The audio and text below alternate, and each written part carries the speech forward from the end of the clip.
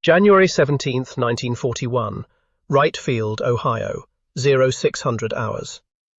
The winter air hung thick with gasoline and frost. In Hangar 7, a B-17 Flying Fortress sat bathed in sodium worklights, its aluminum skin gleaming like polished bone. Lieutenant Colonel James Briggs stood before the nose turret, running his gloved hand across a flat pane of ordinary window glass, 3/8 of an inch thick, cold as river ice, fragile as a promise. Around him, engineers in wool coats moved between blueprints and workbenches, their breath misting in the unheated space. Somewhere beyond the hangar doors, beyond the snow-crusted runways of Dayton, a war was already devouring the world. And in this frozen cathedral of American engineering, men were beginning to understand a terrible arithmetic. At 25,000 feet, traveling 300 miles per hour, a single 7.92mm bullet could shatter a bomber's windscreen and transform a crew of 10 into a tumbling coffin of aluminum and flesh. The glass was the problem. It had always been the glass. For decades, American industry had perfected the production of plate glass, flat, clear, magnificent in its transparency. It adorned the storefronts of Fifth Avenue and the observation decks of Art Deco towers. It was a symbol of openness, of visibility, of a nation that built upward and outward with confidence. But glass, for all its clarity, possessed a fatal weakness that no amount of American optimism could obscure. It was brittle. A child's baseball could shatter it, a bird strike could crack it, and a bullet, traveling at 2,800 feet per second, could punch through it as easily as a fist through paper. In 1941, as the United States Army Air Corps prepared for a war it had not yet entered, this fragility became an existential crisis.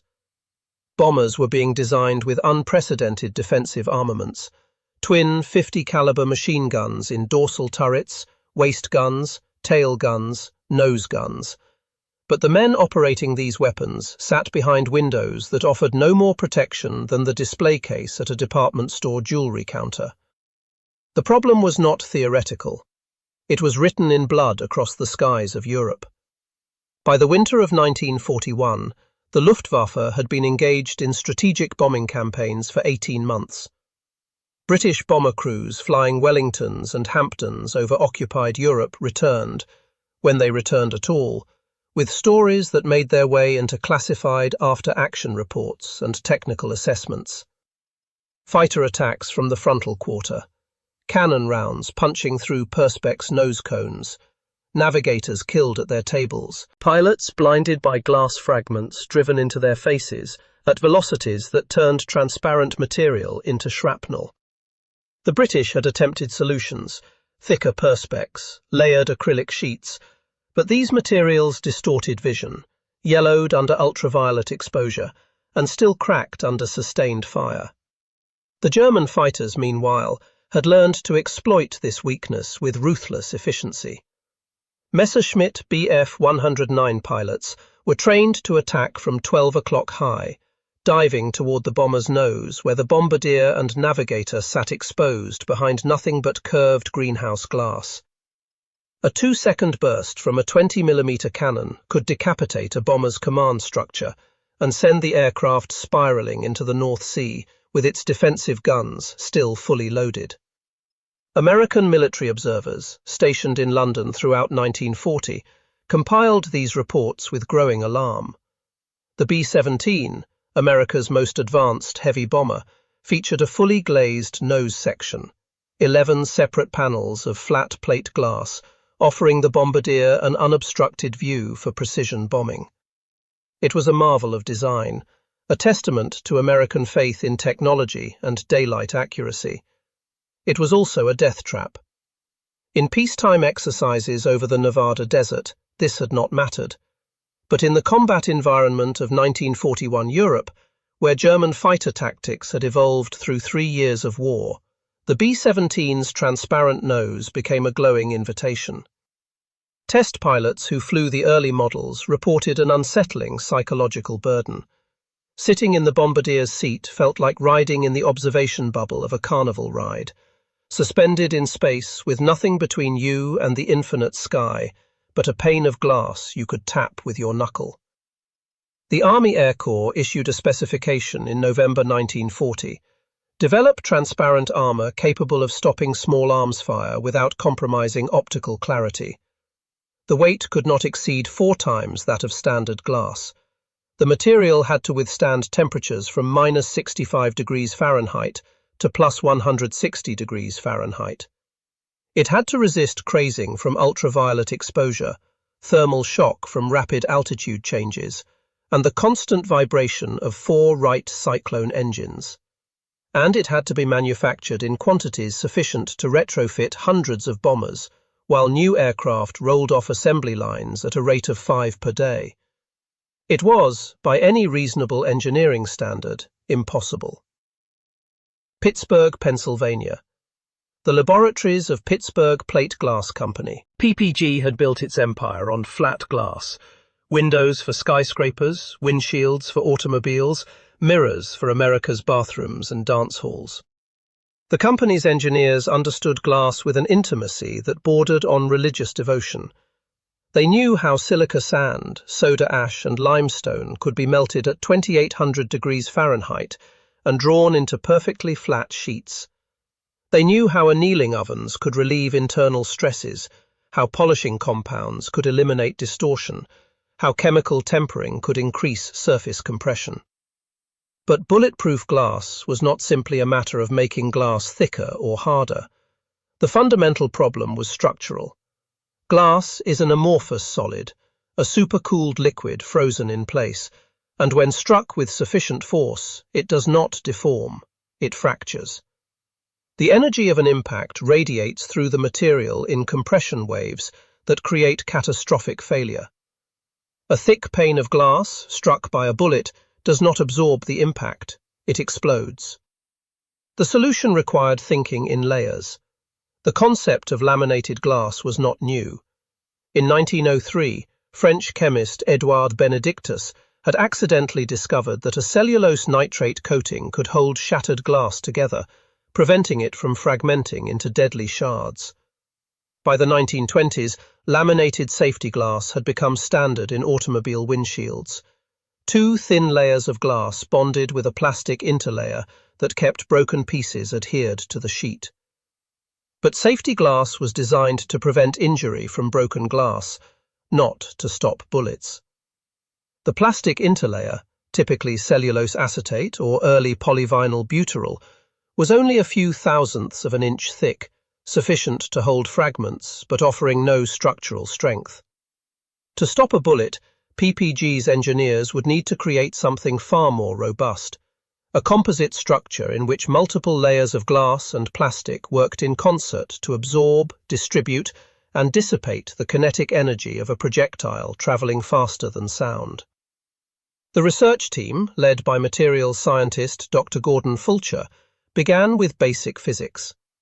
A 7.92 mm Mauser bullet, standard ammunition for the Messerschmitt Bf-109's machine guns, weighed approximately 12 grams and left the muzzle at 760 meters per second. Upon impact with glass, the bullet's pointed nose would contact the surface area measuring roughly 50 square millimeters.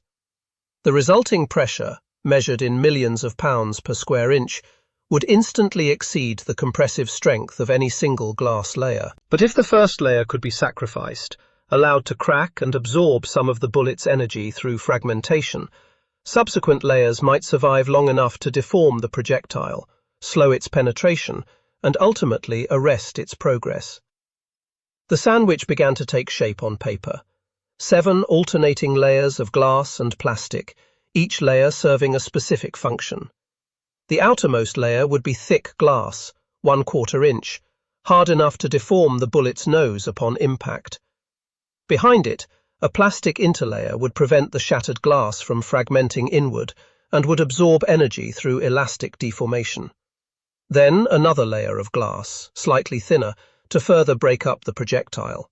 Another plastic layer. Then glass, plastic, glass, plastic, glass.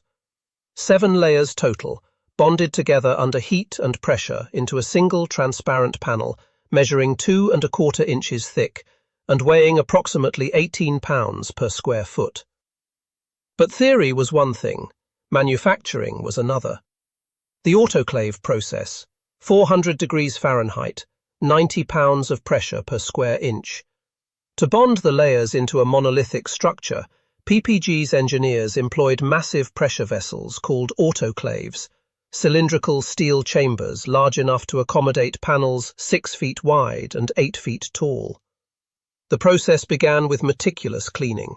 Each glass sheet was washed with distilled water and inspected for inclusions, bubbles, or surface scratches that could become fracture initiation points. The plastic interlayers, sheets of polyvinyl butyryl manufactured to precise thickness tolerances, were cut to size and sandwiched between the glass layers. The assembled stack was then placed in the autoclave, where heated nitrogen gas and mechanical pressure would force the materials together. The critical parameter was temperature. At 400 degrees Fahrenheit, polyvinyl butyryl enters a transitional phase, hot enough to become viscous and flow into intimate contact with the glass surfaces, but not so hot that it degrades or forms bubbles. The pressure, 90 pounds per square inch, was equally critical. Too little, and air pockets would remain trapped between layers, creating optical distortions and weak points. Too much, and the glass could crack from uneven stress.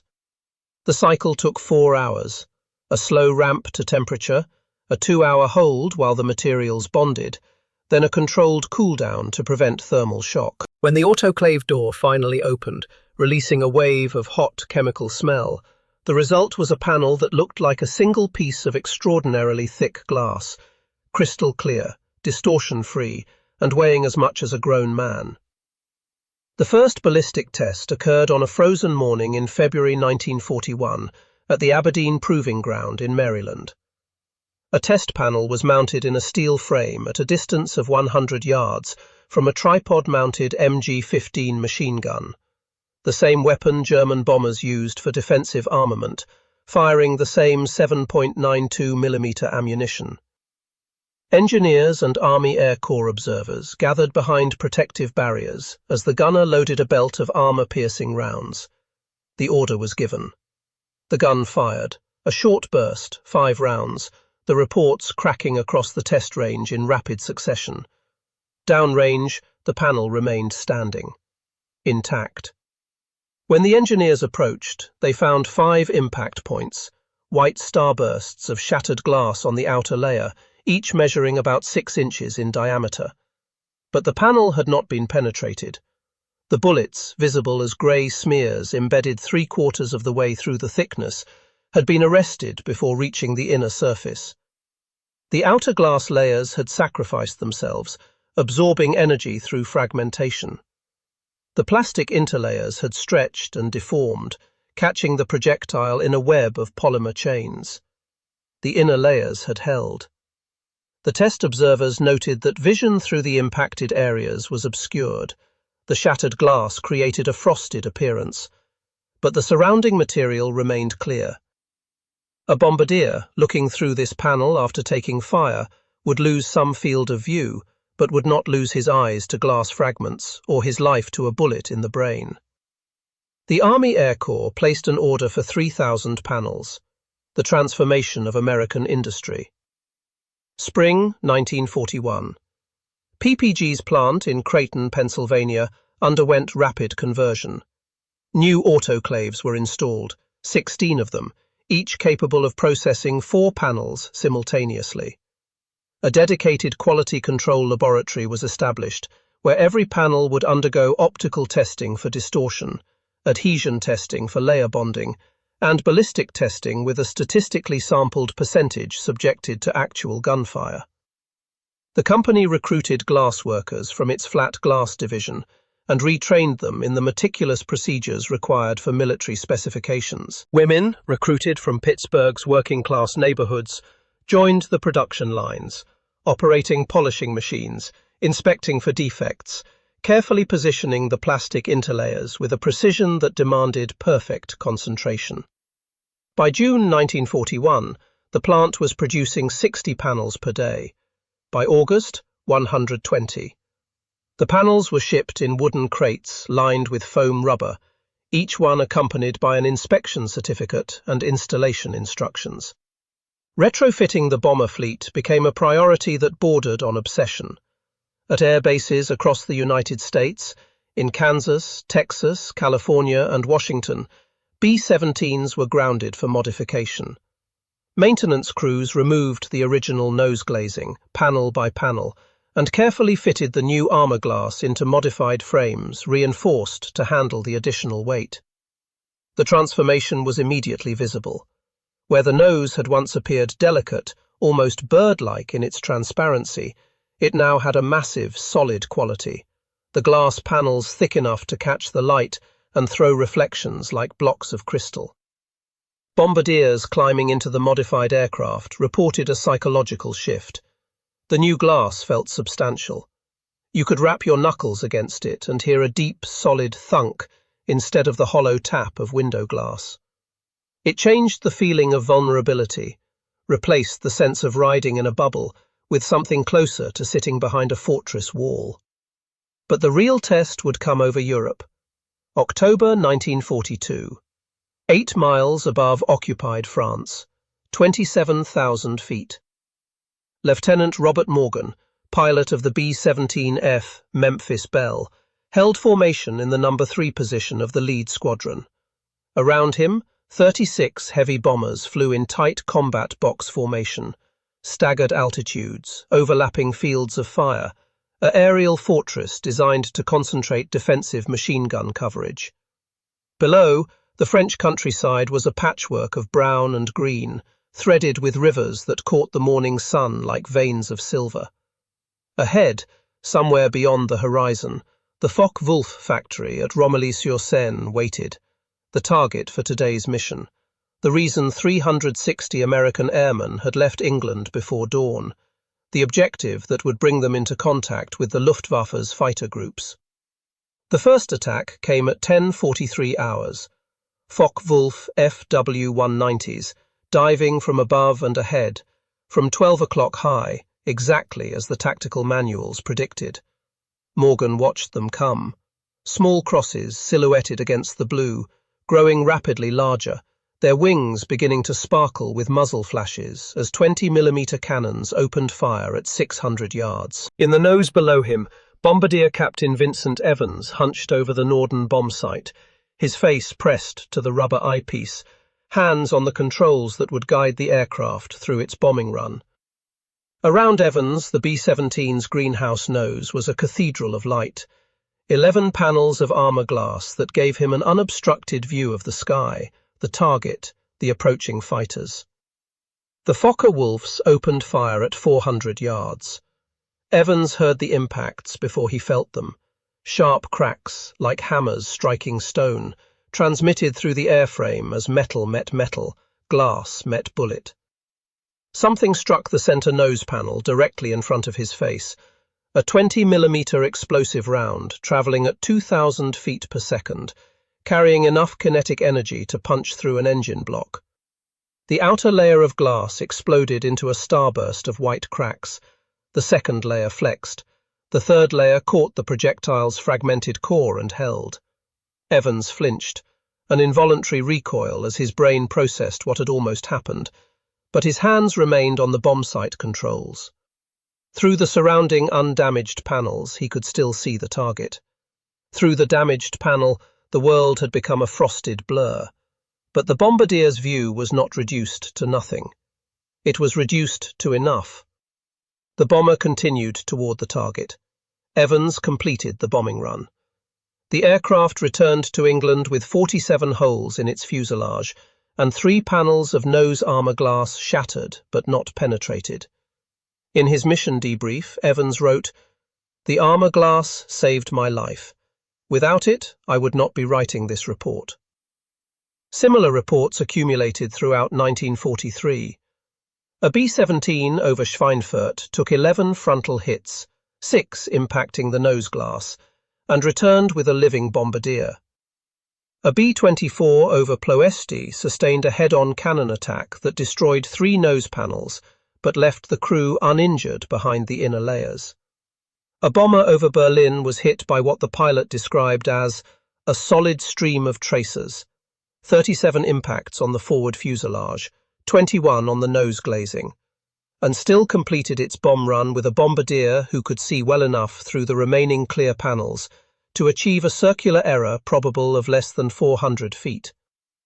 The German pilots noticed. Tactical reports captured from downed Luftwaffe fighters included notes about the American bombers' improved frontal protection. Some German fighter groups shifted tactics, attempting to attack from angles where the armor glass was thinner or absent, from below, from the sides, from the vulnerable tail. But this brought them into overlapping fields of fire from the bomber formation's defensive guns, increasing their own casualties. The improved glass had created a tactical shift. Frontal attacks, once the preferred method because they offered deflection shots against the bomber's most vulnerable crew positions, now carried a lower probability of immediate kills and forced fighters to remain in the lethal cone of the bomber's nose guns for a longer engagement time. The mathematics of survival shifted in favor of the bomber crews, the symbolic weight of transparency. The armor glass panels became more than protective equipment. They became a symbol of something larger, something the German and Japanese forces struggled to understand about American industrial capacity. Each panel represented not just advanced materials science, but the entire logistical and industrial infrastructure that made such production possible. The glass required silica sand from specific deposits in Pennsylvania and West Virginia. The plastic interlayer required vinyl acetate derived from petroleum refineries in Texas.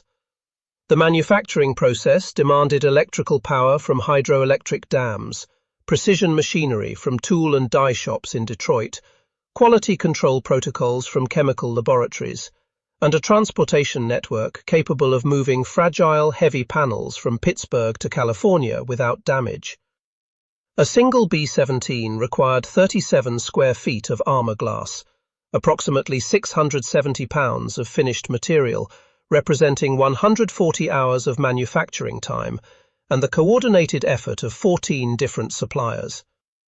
By the end of 1943, PPG was producing this material at a rate sufficient to equip 200 bombers per month, while simultaneously manufacturing armor glass for ground vehicles, ships, and fortifications.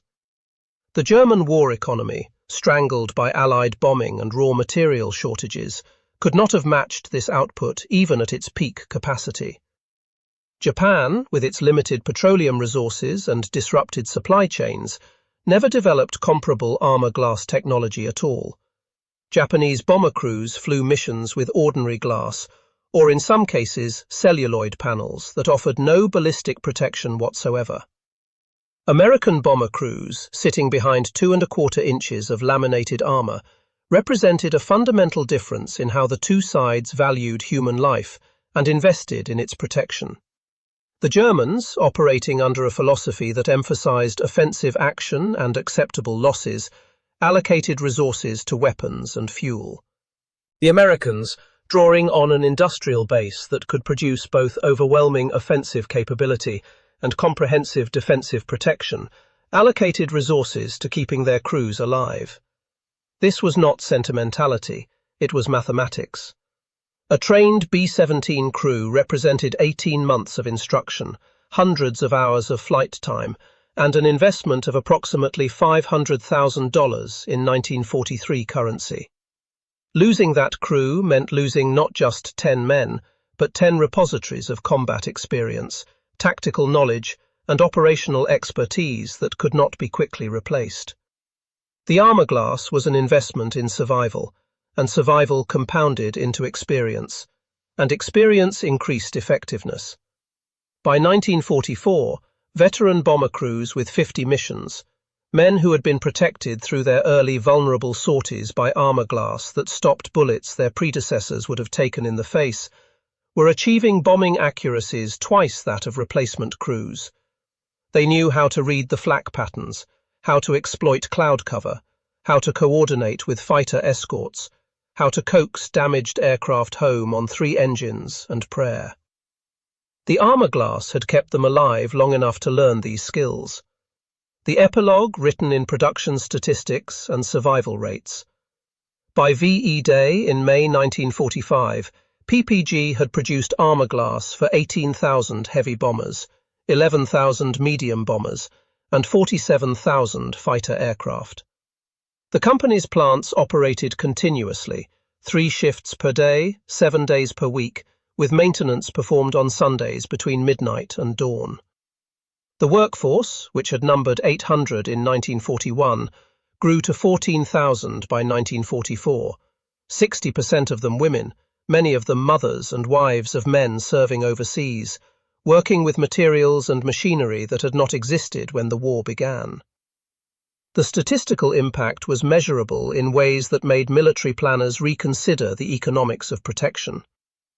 Bomber crews flying aircraft equipped with full armor glass installations experienced a 37% reduction in frontal-attack fatalities compared to earlier models with standard glazing. Wounded rates from glass fragmentation dropped by 81%. Aircraft equipped with armor glass had a 12% higher mission completion rate, attributed to the ability of bombardiers and navigators to continue functioning after sustaining damage that would have incapacitated or killed crew members behind ordinary glass. These numbers, compiled in dry after-action reports and statistical summaries, represented lives. Specific men with names and hometowns who returned to bases in England, climbed down from shot-up bombers, and walked to debriefing while medics swept broken glass from aircraft noses that had absorbed bullets meant for human skulls. The German soldiers who encountered these bombers in combat experienced something that contradicted their understanding of material struggle and ideological superiority. They had been told that American industrial products were inferior, mass-produced junk from a nation of soft capitalists who prioritized comfort over quality. They had been assured that German engineering, forged in the disciplined crucible of National Socialist ideology, represented the pinnacle of technical achievement. But here were bombers that absorbed punishment and kept flying, protected by glass that did something glass was not supposed to do: stop bullets. The cognitive dissonance was difficult to reconcile with the propaganda. If American industry could solve a problem that German science had barely attempted, what did that suggest about the relative strengths of the two systems? Japanese pilots, encountering American aircraft in the Pacific, faced an even starker contrast. Japanese bombers flew without armor glass, without self-sealing fuel tanks, without many of the protective systems that American designers considered standard. This was not because Japanese engineers lacked the knowledge. It was because Japanese military philosophy, rooted in Bushido concepts of honorable death and material sacrifice, did not prioritize crew protection. A Japanese bomber pilot flew with the understanding that he might not return, that his aircraft was expendable, that his death in service to the emperor was the highest form of meaning. An American bomber pilot flew with armor glass, flak jackets, self-sealing tanks, and multiple redundant systems designed to bring him home. He carried a survival kit with emergency rations, a first aid packet, water purification tablets, and a silk map printed with phrases in multiple languages. His government had invested thousands of dollars and countless engineering hours in the proposition that his life was worth protecting. This difference was philosophical before it was technological, and the technology merely made the philosophy visible. December 1945, PPG's Creighton plant, the autoclaves cooling for the last time. The final panel of military armor glass emerged from autoclave number 7 on the afternoon of December 18, 1945. The war had been over for 4 months. The production lines had already shifted back to civilian glass. Windshields for the coming automobile boom, windows for the houses that would fill newly built suburbs, plate glass for storefronts in downtowns recovering from wartime austerity. The workers who had assembled those 7-layer sandwiches, who had learned to judge the perfect temperature and pressure by instinct, who had polished panels until they could read newsprint through 2 inches of composite material. These workers moved to new assignments, carried their expertise into new industries, told their children years later about the glass that stopped bullets. But the knowledge remained.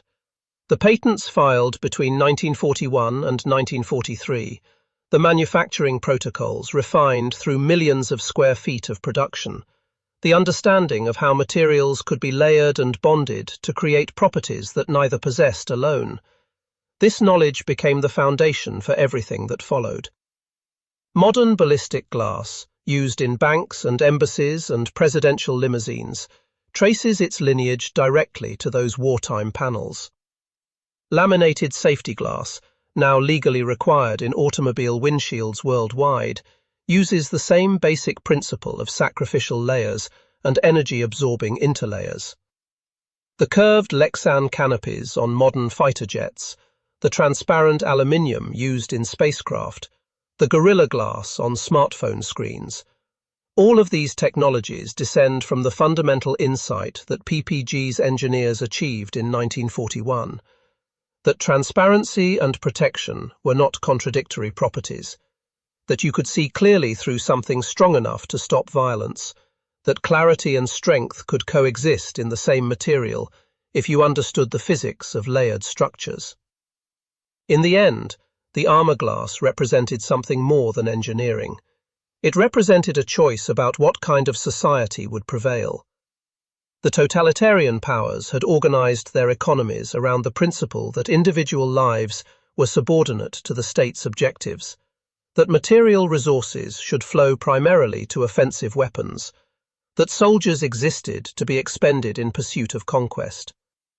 The democratic powers, for all their flaws and contradictions, had organized their economies around a different principle, that the state existed to protect individual lives, that resources should be invested in bringing soldiers home, that a society's strength was measured not just by its capacity to destroy, but by its commitment to preserve. The B-17 bombardier, sitting behind his armor glass panels at 25,000 feet above a continent at war, was protected by more than laminated layers of silicon dioxide and polyvinyl butyryl. He was protected by an industrial system that could mobilize resources on a continental scale, by a scientific establishment that could solve novel problems in months, by a democratic society that believed his life was worth 7 layers of glass bonded at 400 degrees Fahrenheit under 90 pounds of pressure. When German fighters attacked from 12 o'clock high and their cannon rounds struck those panels, they were not just striking glass. They were striking the accumulated weight of American industry, American science, American values made tangible in a transparent material that absorbed bullets and held together and kept young men alive long enough to finish their bombing runs and turn for home. That was the real innovation. Not just that America could make bulletproof glass when it had none before, but that America believed bulletproof glass was worth making, that the return of a single bombardier to his base in England, his survival to fly another mission, or to go home to a family in Iowa or California or Tennessee, was worth the investment of resources and ingenuity and industrial capacity. The armor glass was expensive, it was heavy, it was difficult to manufacture, it required materials and processes that had to be invented from scratch. And America made it anyway, in quantities sufficient to protect 18,000 bombers, because the mathematics of democracy included variables that totalitarian systems could not calculate. The value of a life preserved, the compound interest of experience gained, the strength that came not from expendability, but from the commitment to bring people home.